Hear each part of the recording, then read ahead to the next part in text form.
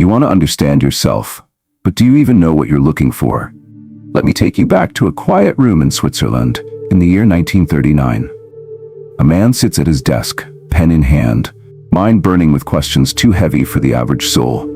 His name is Carl Jung, the father of analytical psychology, the man who tore through the veil of the human mind and dared to ask, not what you think you are, but what lies beneath that fragile mask you cling to. Jung had spent decades analyzing people, from royalty to madmen, from artists to murderers. He studied dreams, he mapped archetypes, he uncovered the unconscious like an explorer of forgotten continents. But that year, something disrupted his journey. It wasn't madness, it wasn't science, it was a truth that had crossed oceans and centuries. It was a whisper from the East, the Buddhist doctrine of Anatta, the absence of a self. Yes, the idea that the self, the thing you cling to, defend, obsess over, is nothing more than a convenient illusion. You weren't prepared for that, were you?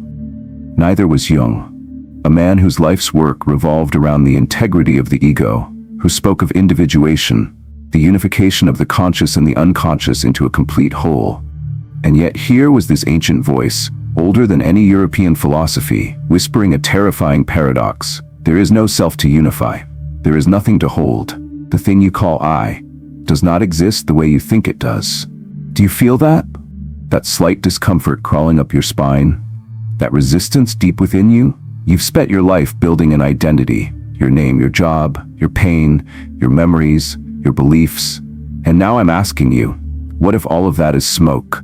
What if all of that is just a story the mind tells itself to avoid the terror of the unknown? Jung didn't dismiss this challenge. No, he did what few minds are brave enough to do. He listened. He called Buddhism the most rational and empirical of religions. Not out of courtesy, but because he saw something frighteningly familiar within it. Not foreign, not mystical, but aligned with the very mechanisms he had discovered buried deep in the psyche. The Buddhist notion of suffering, of attachment, of impermanence, they weren't just metaphysical ideas. They were psychological truths. And suddenly, Jung realized that the thing he called ego might just be a temporary structure. Useful, perhaps, but not ultimate. He recognized that suffering came not just from trauma, but from identification. When you grip the ego like a shield, when you defend your image, your past, your opinion, you're not protecting truth, you're defending illusion. An illusion, my friend, always demands a price. You think the ego protects you, that it gives you stability, that without it, you'd be lost, a blank slate in a sea of chaos. But look deeper. What you call I is not a core, it's a contract, a silent agreement between memory, sensation, thought, and reaction. It is not constant, it is not fixed, and it is not real in the way you desperately want it to be. Jung knew this, and it haunted him. Because in the West, we are raised to believe that selfhood is sacred, that the purpose of life is to become someone, to leave a mark, to be unique, to be remembered. But what if the path to peace is not in becoming, but in unbecoming? Jung spent his life constructing maps of the unconscious, discovering archetypes like the mother, the hero, the shadow. These weren't mere symbols, they were forces, patterns, echoes that shaped your decisions before you even had words for them. He called it the collective unconscious, a deep reservoir of psychological patterns shared by all of humanity. And guess what? The Buddha saw it too. He didn't call it archetypes. He called it dharma, the nature of things, the way mind and matter rise and fall. The Buddha didn't teach that you exist as a fixed entity. He taught that you are a process. 5 aggregates: form, sensation, perception, mental formations, consciousness, ever-changing, interdependent, empty of permanence. Do you see the convergence? Jung gave you tools to descend into your own depths, to face your shadow, to meet the animus or anima, to integrate the forgotten parts of yourself into wholeness. The Buddha gave you a mirror. He asked you to stare until your reflection disappeared, until you no longer needed to be someone, until the craving to exist, to matter, to cling was released. And between the two, a strange harmony emerges, because before you can dissolve the ego, you must know what it is. You must meet it, study it, hold it in your hands and see it for what it truly is. That's why Jung is not your enemy, he's your gateway. He shows you the mask. And then the Buddha teaches you to let it fall. Do you still believe you're in control? Do you believe that your thoughts are yours, that your emotions are authentic, that your suffering is noble? Look again. You inherited much of it, from your culture, from your parents, from unseen forces embedded in the collective. Your dreams, your fears, your instincts, they are echoes, not individual, universal. That's why the mandala appears, not just in Buddhist temples, but in your dreams, your art, your deepest states of mind. It is the symbol of the self, or more precisely, the illusion of the self, presented as wholeness only to be understood as empty. Jung understood this. He wrote of mandalas with reverence. He saw them arise in patients who had never studied Buddhism. He saw them in children, in the insane, in the dying. It was the same pattern, a circle, a center. Attention-seeking balance. Why? Because deep down, all beings seek peace, and all beings suffer because they search for that peace in identity. You do this too. You seek certainty in the mirror, in your roles, in your beliefs, and every time something threatens that certainty, you panic, you defend, you shut down, you pretend. But the path forward is not in hiding, it is in confrontation. Meet your shadow, recognize your masks, observe your compulsions, and then let them go. That is the bridge, from Jung to Buddha, from analysis to awakening, from narrative to emptiness. You've been told your whole life to find yourself, but what if the truth is there is no self to find? You think you're searching for clarity, but what you're actually chasing is permanence. You want something to hold on to, a definition, a title, a fixed point in a spinning world. But consciousness doesn't work like that. It is not a statue. It is a river. And every time you say, "This is who I am," you're trying to freeze water in your hands. And then you wonder why it slips away. Why identity feels so unstable. Why you wake up some days and feel like a stranger to yourself. Jung understood that paradox. He saw it in the broken, in the anxious, the ashamed, the addicted. He noticed something strange, that most people weren't suffering because of trauma alone. They were suffering because they couldn't make peace with who they thought they were supposed to be. They clung to roles, to masks, to the fear of letting go of their story. And that fear, it has a name: ego attachment. Buddhism calls it clinging to self-view, the desperate need to be someone, even if that someone is miserable, even if that someone is barely surviving, because at least it's familiar, and the mind craves the familiar more than it craves freedom. So you return to your habits, you recycle the same emotions, you act out patterns older than your birth, and still you ask, why can't I change? It's because you're trying to change while still protecting your identity, and identity is the root of your prison.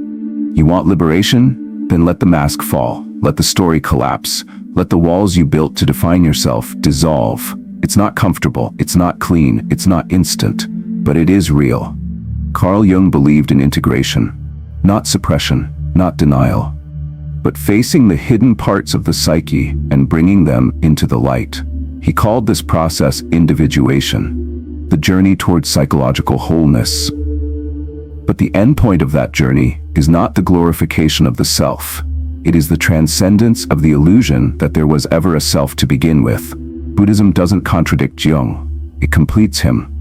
Because once the shadow has been integrated, once the projections have been withdrawn, once the persona has been examined, all that remains is emptiness and freedom. You see, the ego is not evil, it's just confused. It believes it must exist at all costs, that your survival depends on maintaining the image. But your soul, your true awareness, it doesn't need a name or a label or a fixed identity. It simply is, and that is terrifying to the ego, because the ego wants control. The soul wants surrender. The ego seeks permanence. The soul embraces impermanence. The ego judges. The soul observes. The ego resists what is. The soul becomes what is. So which voice are you listening to? Right now, in this moment, who is speaking inside you? Is it the one afraid of disappearing? Or is it the one that knows you were never separate in the first place? You've been told that knowing yourself means defining yourself, that clarity comes from labels, that healing comes from control. But the deepest truths aren't found in definition. They're found in silence. Have you ever sat in that silence? No name, no role, no past to carry, no future to chase. Just breath, just awareness. Most people can't bear it. They squirm, they reach for distraction. Because when the noise dies, the illusions begin to collapse. Jung wrote that people will do anything, no matter how absurd, to avoid facing their own soul. And he was right. You'll argue, blame, escape into work, into love, into screens. You'll run until your legs give out, and still you won't admit that what you're running from is yourself. Why? Because you think the pain is in the truth, but the pain is in the resistance to truth. Truth doesn't hurt, illusion does. And you've been hurt for so long you forgot what real feels like. So let me ask you something quietly, clearly. Who are you without your suffering? Who are you without your ambition, without your shame, without the story you keep telling yourself about how broken you are?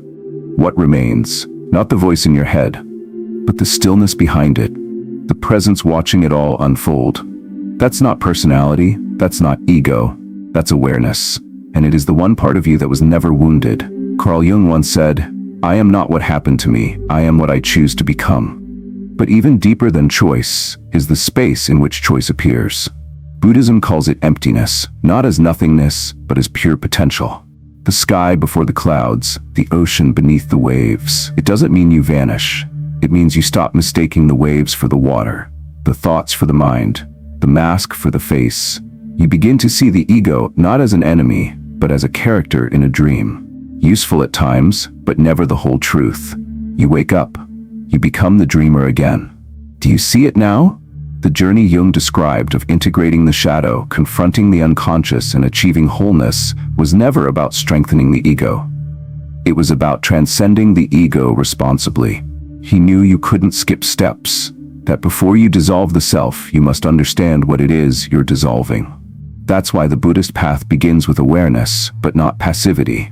You meditate, you observe, you face the storms of your mind without reacting, and slowly the false structures fall away, not by force, but by clarity.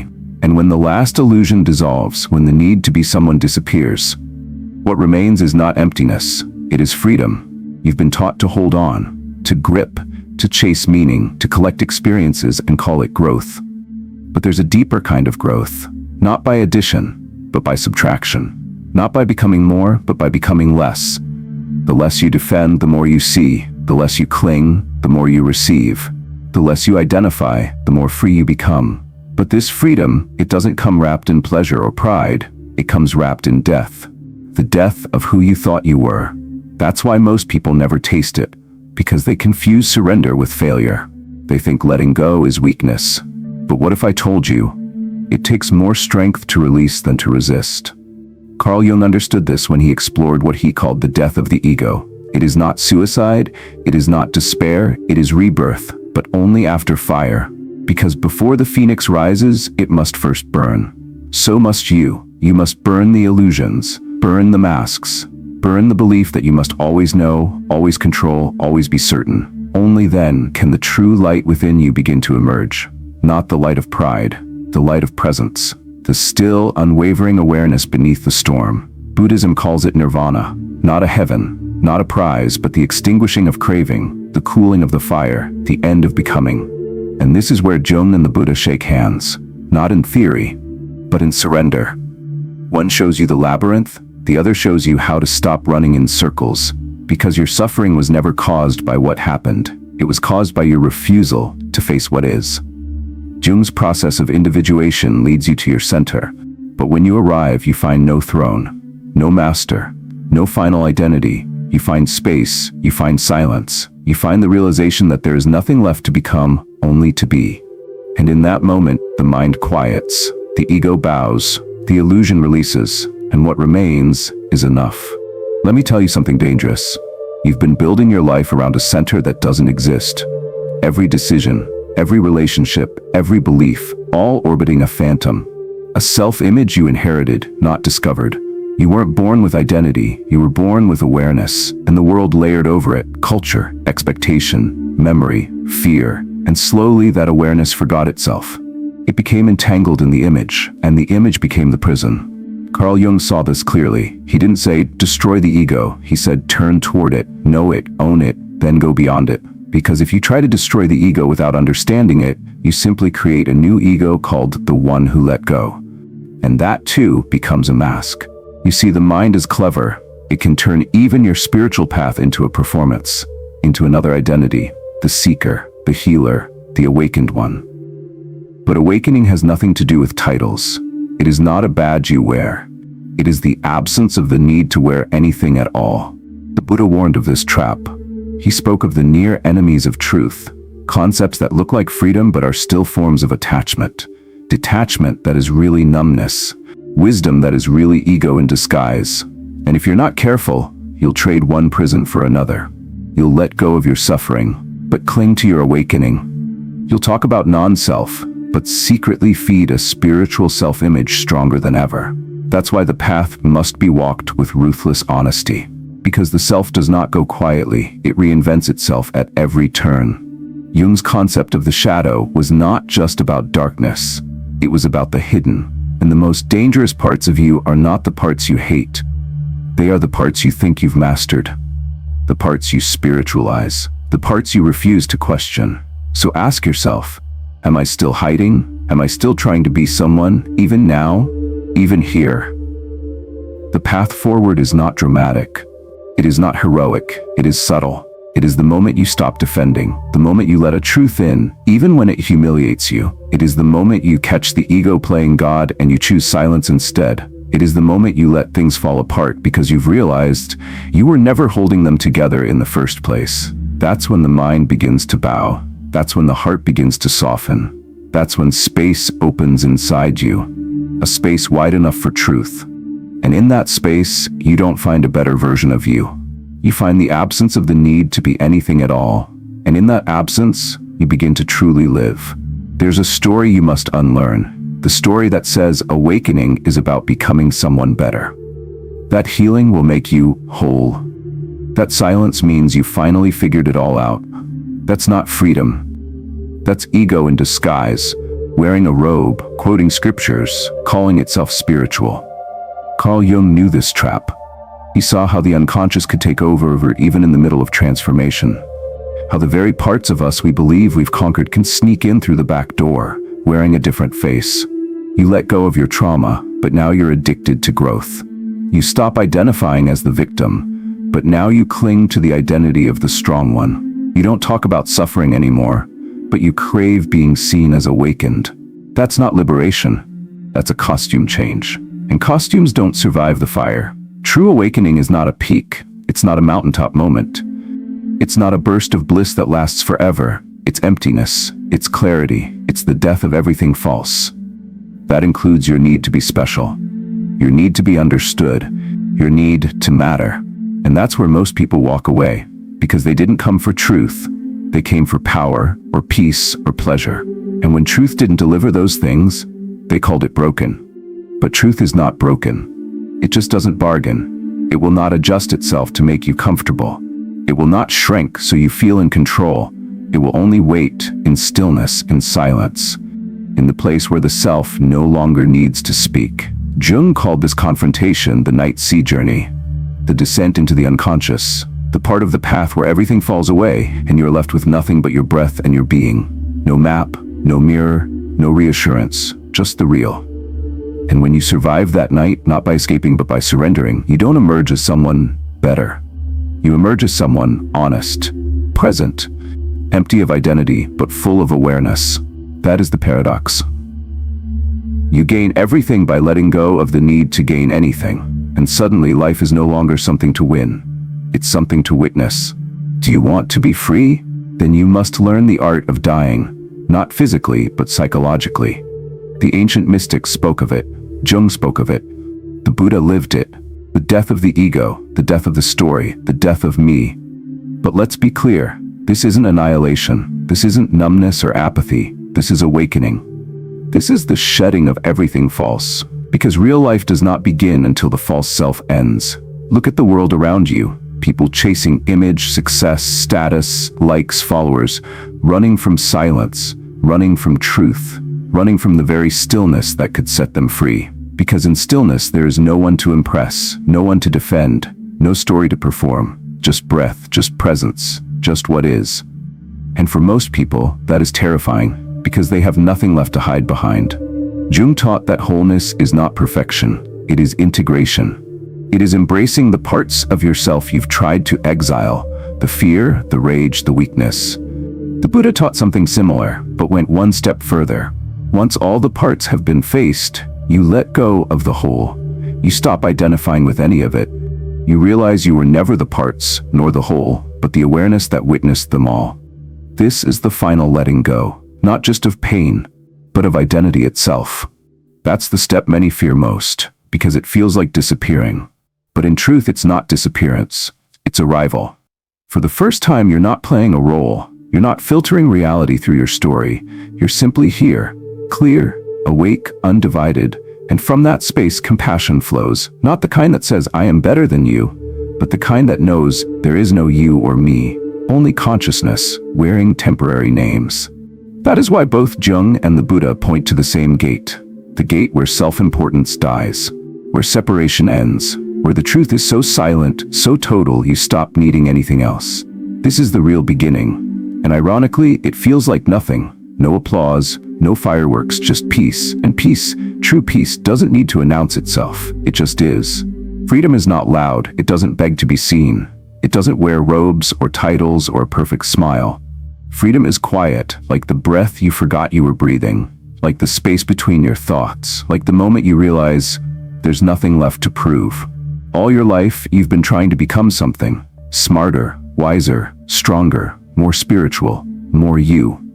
But what if the deepest freedom wasn't in becoming more, but in needing less? Jung knew this. That wholeness doesn't come from fixing yourself. It comes from seeing that you were never broken. But seeing it doesn't mean declaring it. It doesn't mean repeating mantras or pretending peace. It means walking into the darkest part of your mind and not looking away. It means sitting with the part of you that is terrified to let go. The part that clings, that resists, that believes if it surrenders, it will die. But it's not you that dies, it's the illusion. And the moment you allow it, you'll feel a lightness no words can carry. Not bliss, not ecstasy, but clarity. And clarity is the doorway to everything. What happens after the illusion falls? You stop reacting, you start responding, you stop grasping, you start flowing. You no longer walk into the room needing to be seen, you walk in seeing. You no longer speak to fill silence. You speak from silence, and your presence changes things, not because you try, but because you've become empty enough for truth to move through you. You don't push, you don't chase, you don't pretend, you just are. And just being is more powerful than any performance. This is what Jung hinted at in the quiet corners of his writing, that beyond analysis, beyond intellect, beyond the maps and models, there is something wordless, and the Buddha named it nirvana. Not a place, not a reward, but the extinguishing of illusion, the end of becoming, the return to what was always already here. Pure awareness, clear seeing, unbound love. So now you've seen it, the mask, the story, the great performance of becoming, and you've tasted something deeper, a silence behind all seeking, a stillness behind all striving. So what now? Nothing and everything. You continue living, but no longer from compulsion. You speak, but no longer to be validated. You act, but no longer to be admired, because once you've seen the illusion, you can never unsee it.